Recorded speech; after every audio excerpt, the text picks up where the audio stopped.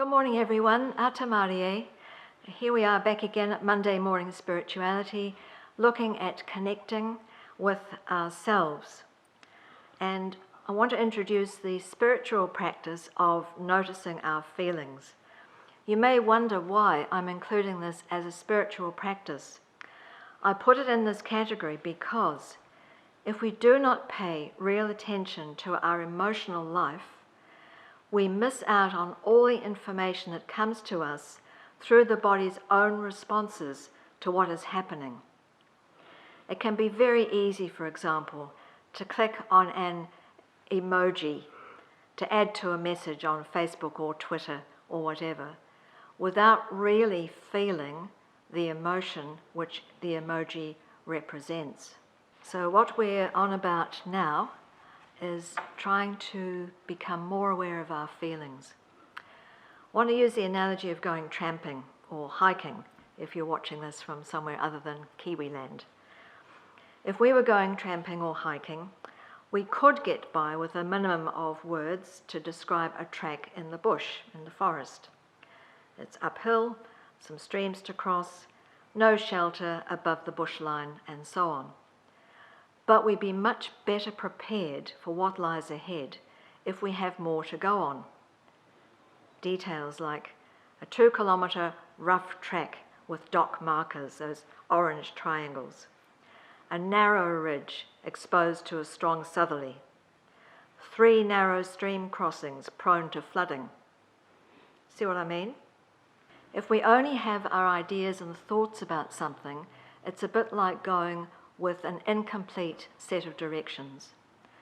So our feelings are critical to giving us a fuller picture and preparing us better for what lies ahead. Now, a lot of us use a narrow range of feelings, things like, oh, well, I'm tired, I'm hungry, I'm sleepy, and so on. But feelings are more revealing and more helpful if we can pay close attention to what's going on in us physically, and if we can expand our feeling vocabulary so we have more words to describe our inner landscape. If we go back to our 2 face icons, what feeling words could we use that better describe what's going on inside us than just happy or sad? Under the happy column, we might think of words like contented, relieved, delighted. Under the sad column, we might think of things like miserable, annoyed, anxious. You can see already how expanding the feeling vocabulary gives us much more insight into what is really going on in us or someone else who has expressed those feelings. Feelings can be a bit like sheep which need a sheepdog.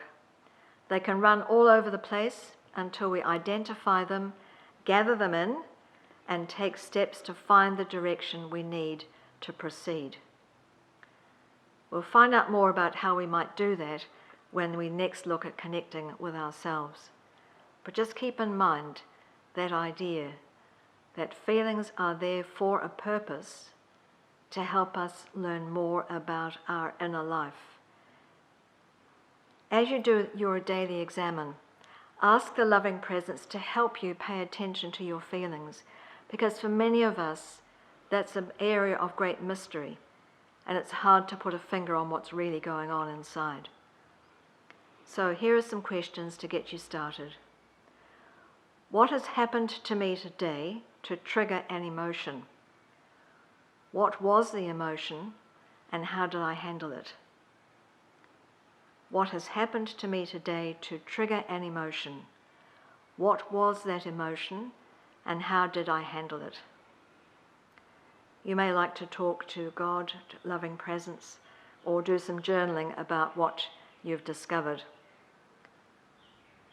This is an important route to self-knowledge, an important route to knowledge of God, an important route to connecting with yourself. So may the blessing of Creator, Redeemer and Life Giver be with you today and in the coming week. Hei te rahina. See you next Monday.